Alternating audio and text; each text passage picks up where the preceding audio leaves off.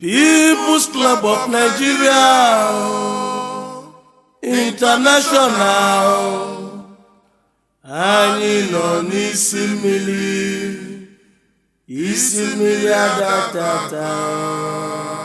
n'isi mmiri adatata People's Club of Nigeria Worldwide onye ọmata Chukwu ebido egwu ya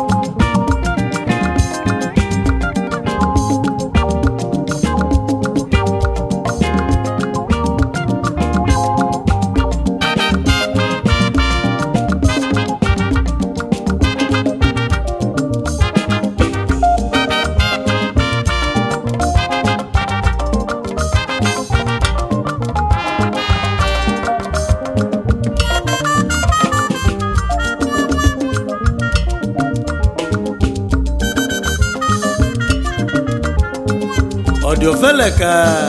mba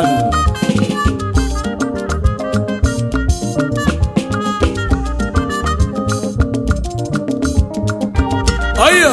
amala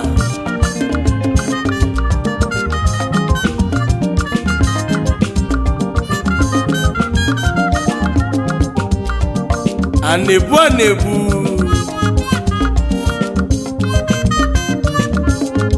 People's Club di Ukwu Aziza mana Ukwu Aziza ekwe mgbajinu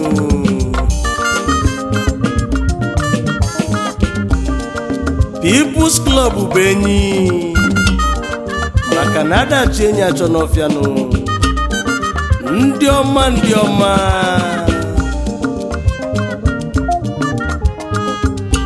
isi mmiri ka na-ejenu People's Club nọ n'isi mmiri adatata onye na-amara ebe mmiri si bido n'elu onwe ka ọ mara ebe ọ nọ kwụsịnụ People's Club nọ n'isi mmiri ebe vasi bedekanụ People's Club bụ nwa totokulunu onye kpasị akwa ya kpara ọgbasi odebelu nwanụ nyaka njikwa onye bụ okwu isi mmiri adatata idenye adakọ n'ebe ọ na-adọ maka n'ebe ọ na-adị ka ọ na-adọ mụ bụ onye ọmata Chukwu Nnamani nnụnụ Chukwu bi n'ọzala onye ndị mozi na-agwa okwu People's Club amaka ewije ozulumbọnụ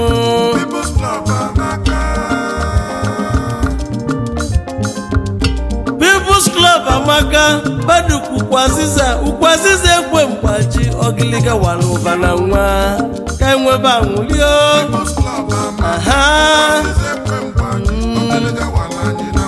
ogiliga ka enwebe anwụlio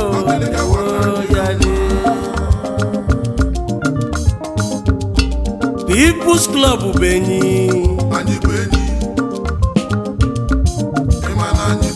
maka na adachi enyi achọ n'ọfịanụ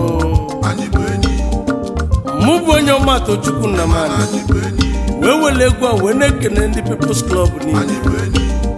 home and abroad wele egwu m wee na-ekene ezinu ndị PCNI Leadership Co Group LCG New York City branch ndị ọma eji aga mba People's Club ndị ọma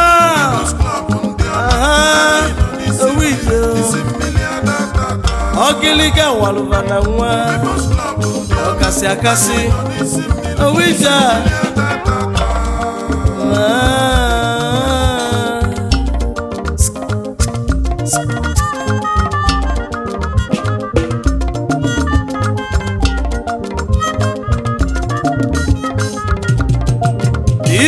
Club Home and Abroad maka nọ ndị nọ n'ụlọ nọchitere ndị pụrụ apụ n'ama ma nọ ndị pụrụ apụ na bapụchitere ndị nọ n'ụlọ ọbasie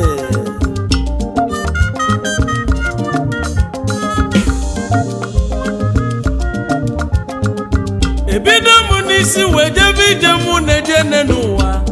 isi bụ isi mmiri ada amala so ya yobegwuo onye ọmata Chukwu na-egwu okwu nnụnụ Chukwu bi n'ọzala onye ndị mozi na-agwa okwu isi n'ụlọ egwu ya emeghali ma ntị n'ụlọ egwu ya ekwe n'isi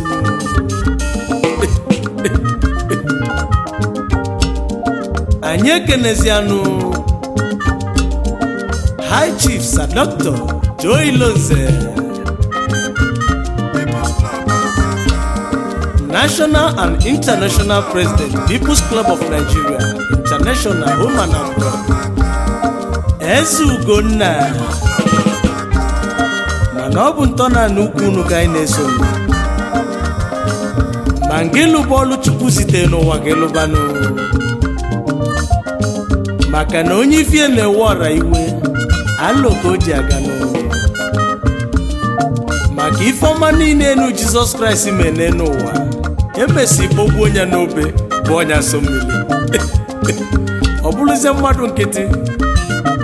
biko ege n'ife ọnụ na-ekwu ma nke nọdụ n'oche eze Chukwu debere inu ọ bụ m bụ onye ọmata Chukwu nna onye kwegodịla ịbịa mmanụ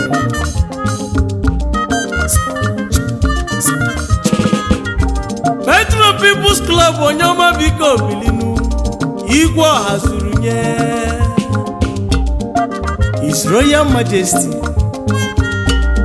Igwe Charles Ezudogwu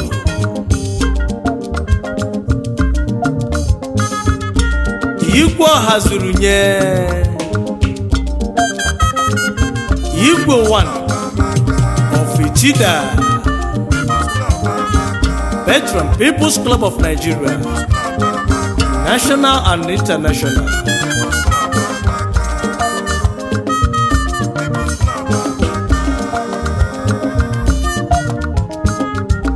Atakata Bwabata Patron Sir Chief Charles Adimora Atakata Bwa Ibu Chinyelugo Patron Itemonu N'ezigbo dozi akwa nwanyị ọma Iyom Sisi Adimora nwanyị ọma Electric ọkụ oyibo unu nọkwa ya People's Club nwefu nwemfono Patron Dr. Nze Ifeanyi Imam Mago Edenimo Inede n'olu n'ede n'Igbo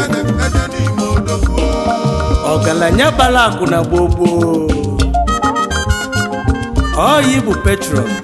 People's Club of Nigeria International Philadelphia Branch Odogwu nwoke nwere obiọma anyị ji ya gala nya na-ezigbo dozi akwa ya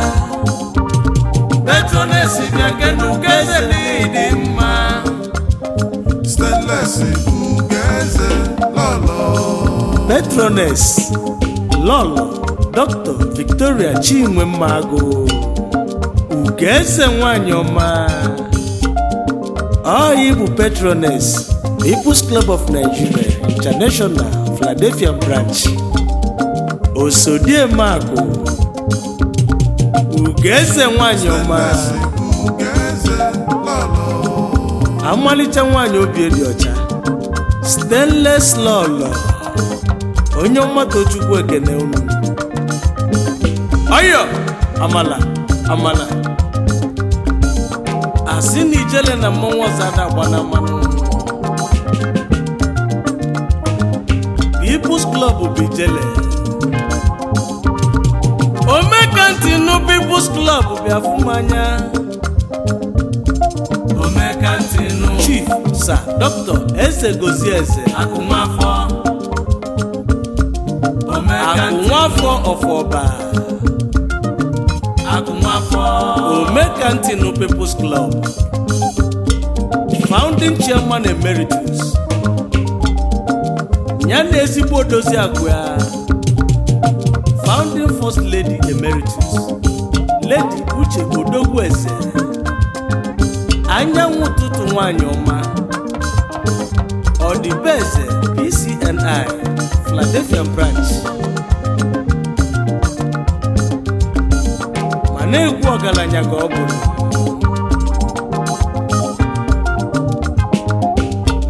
ọgaranya na-elie gị onye nwe obi aṅụrị onye gaghị na-ekwu Bọni akụgbawa isi afọ ụkwabogbu ọbata ụmụ ogbenye elibe ife ọ na-bụ ọbata ọrụ ekebenu Sir Dr. Ugo Oli Aṅụsọnwụ akụgbawa abụ nwa isi afọ ụkwogbu ọgaranya na-ele ife ya obi abụli asọsọ anwụlenu Action Chairman Emeritus People's Club of Nigeria Philadelphia Branch n'ezigbo odozi agwa nwanyị ọma Lady Catherine Aṅụsọnwụ Koko bọta nwanyị ọma nwanyị afọ ụgba breki obi ụtọ dị ya ọya balụno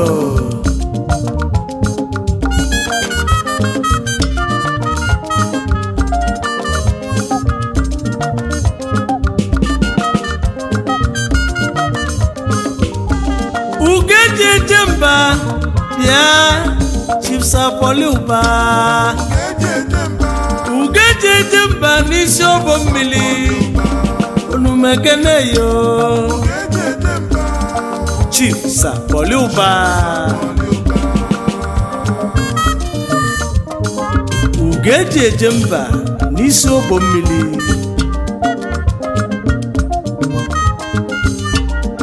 Member of Eze Cabinet Obommili Imo State Chairman Emeritus People's Club of Nigeria Prison Branch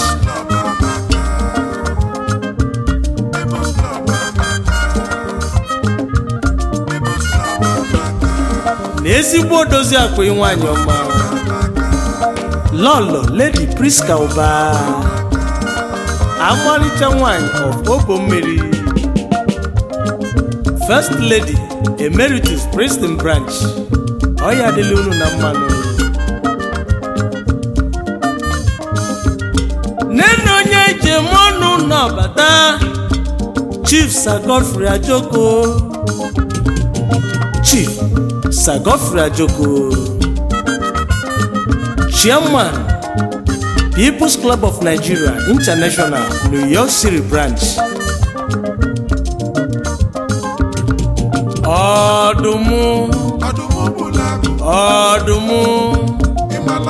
Ọdụmụ Bulago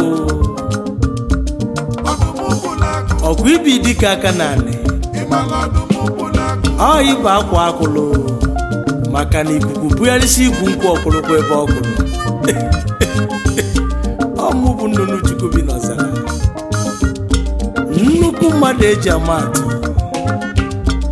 anyanwụ ụtụtụ na New York oke nwa afọ ọrata Owerri nwa Chukwu gozili agozinu na ezigbo oliakwa bụ Lolo Julie Ajoko First Lady People's Club of Nigeria New York Branch Odibeze nwanyị ọma ọya balụno ka anyị na-ewelu na ya nwayọ nwayọ ngwa na anyị mekọta anyị ayọli ya na-egwu amaso ihe nye bụ egwu semaso ihe nye bụ egwu ilumo asụma ukwumo gwema People's Club bụ ma brọd onye ọma ekene soye yobe onye ayọ hasa egwu ọgaranya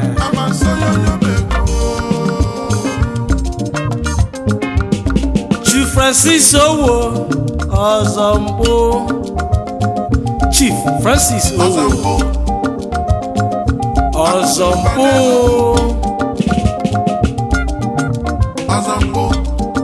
Akụjuba n'Enugu Chairman Princeton Branch, New Jersey Nyana ezigbo odozi akụ ya nwanyị ọma Iyom Julie Owo First Lady Princeton Branch Oya Balonu People's Club Amakano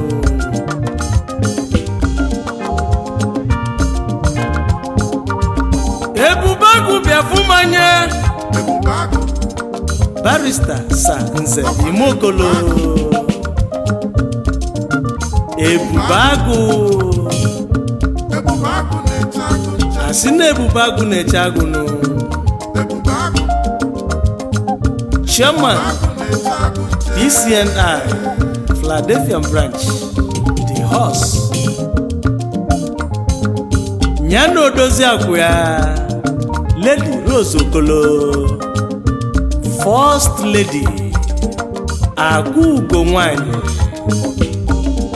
onye ọma Tochukwu ekene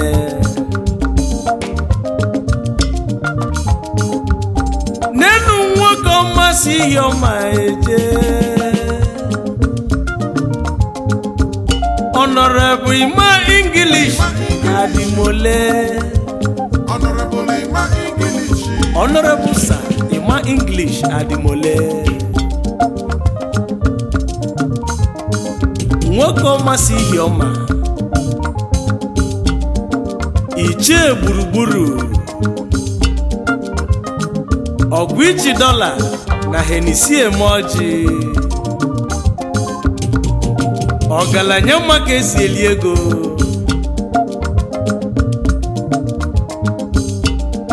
akụbawala ugbo son of the soil former second vice chairman and founding member New York branch kedu maka mmalite odozi akụ Lolo Mrs. Nkiru Adimole Adankili ụwa niile nwanyị dị mma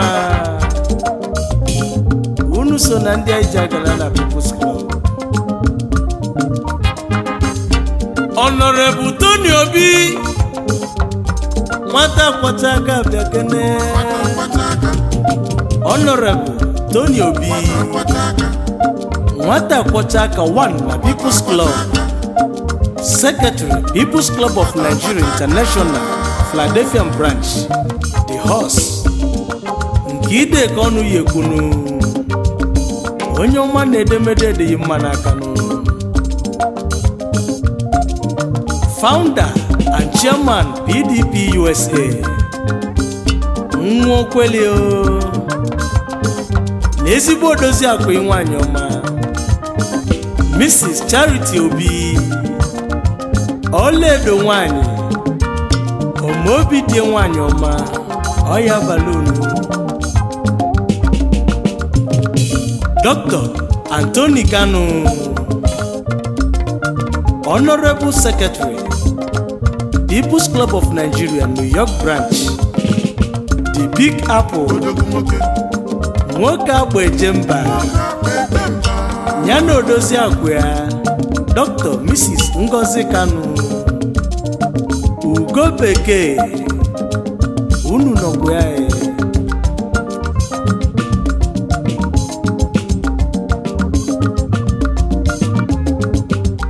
Honorable Chibeze Nwanosike nwa ọsụsọ n'isi ala ngwa Honorable Chibeze Nwanosike nwa ọsụsọ isi ala ngwa North First Vice Chairman People's Club of Nigeria International Philadelphia Branch ezigbo odozi agwa nwanyị ọma bụ Chinyere Nwanosike odozi akụ di ya Oya Balloon Honorable Sadef Akumo Ugo Buzue na Nimo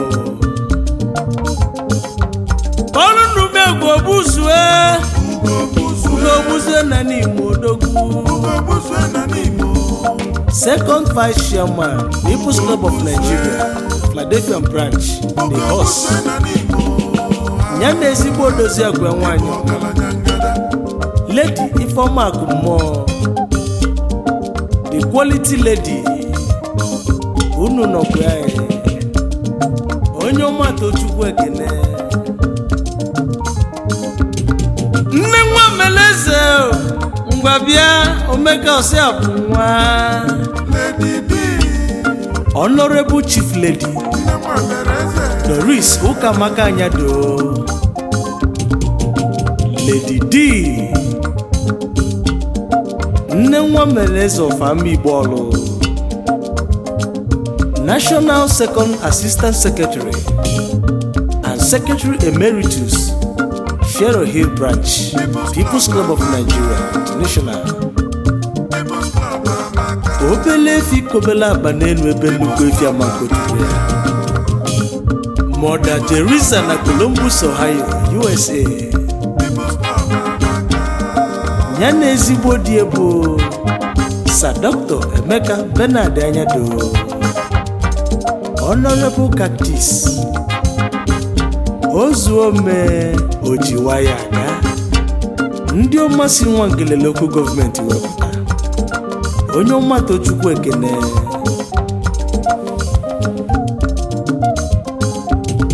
Honorable Joseph Okafor onye ọma biko bili nwa Chinemelu Honorable Joseph Okafor nwa Chinemelu 1 Treasurer Philadelphia Branch nyana ezigbo odozi akwa ya Mrs. Ngozi Okafor Right nwanyị ọma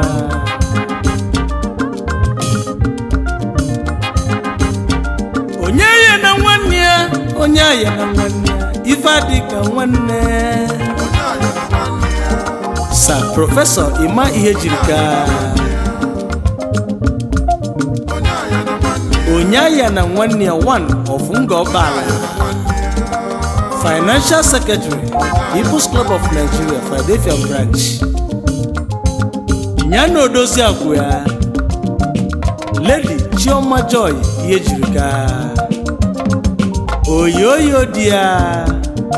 Oya Balloon People's Club amakano nenezi nwanne m nọbata odogwu onye ijem ọnụ ọ bụ onye ka na-ekwunyelu Honorable Sunday Nwegwu odogwu akwụlo ụlọ na Nkanu dị n'Enugu Honorable Sunday Nwegwu akwụlo ụlọ 1 na Nkanu Enugu State Chief of Protocol People's Club of Nigeria Philadelphia Branch ọgaranya aka Chukwu dị n'arụ gaba n'iru na Chukwu kwu n'azụ nyana ezigbo odozi akwa nwanyị ọma obi dị ọcha lechaba Lolo Ego Soni ọmụma sarụ nwanyị ọma onye ọma Tochukwu ekene unu asị na nwanne mmadụ abụrụ ya nụ na ife nasịa na nwanne amanna nụ ọya abalị unu anyị ekenezianụ Prince ka a na-ayọ bụ mudu Ọjọmma of Eli Ọjọmma ya na ezigbo nwunye bụ Dr. Mrs. Yvette Umudu ezi unu amaka 1 nwanyị ọma nọ ya balonu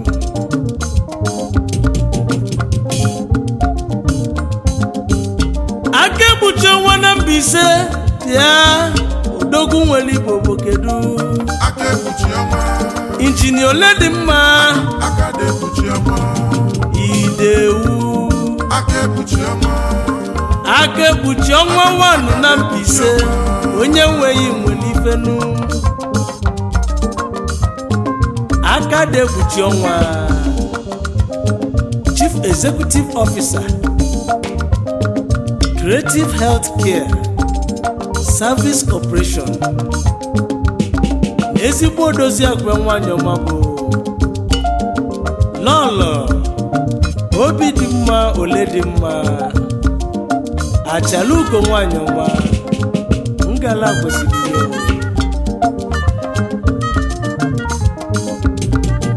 anyị ekenezianụ Honorable Dominic Akanọ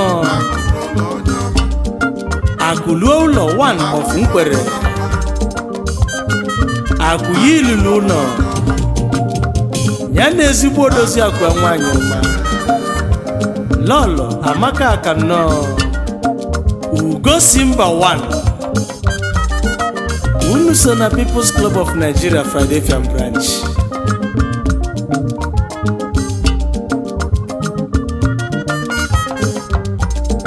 anyị ekenezianụ Chief Stanley Ifeanyi Chukwudike Senior nwa Chinyelugo Namike former Financial Secretary People's Club of Nigeria Philadelphia branch Councilman and Editor Chester County President CEO Sideway Consultant onye ọma n'iso webilinu People's Club nwefunwefunu Honorable Sir Michael mmadụ fọrọ onye ọma n'ịdị mma Honorable Sir Michael mmadụ fọrọ Social Secretary DCLI Philadelphia branch n'ezigbo odozi akwa nwanyị ọma Lady Deborah mmadụ fọrọ unu so na People's Club of Nigeria Philadelphia branch ọya balụnụ ndị anyị na-akpọzuru avụ na-ewe n'iwe mana a na-eme ya ka o wee dị mma oge ọzọ anyị ebidokwa ebe anyị kwụsịrị maka na echi adị akọ n'ikwe onye na-amara ebe mmiri si bido n'ụwa onwe ka ọ mara ebe ọ nọ kwụsịnụ People's Club bụ isi mmiri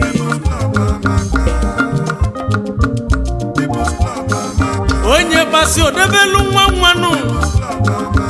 babụ nwa tototokwuru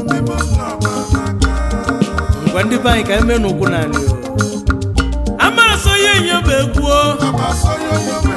amara so ya enyoba egwu ma amara so ya enyoba egwu isi nnụlụ egwu m ga-emeghali ntị nnụlụ egwu m ga-egwe n'isi egwu m onye ọma toju arụ mba egwu ugwu aka mba egwu ọnụ mba egwu ukwu mba egwu a kalama ka ije ka igwe gboo gbanya gba asa egwu ọgaranya asị na ọ bụ ukwu bụ egwu nu ndị nne obodo bụ na-enwere iwe na mmadụ karịrị akarị oge ọzọ anyị ebido ebe anyị kwụsị nwanne m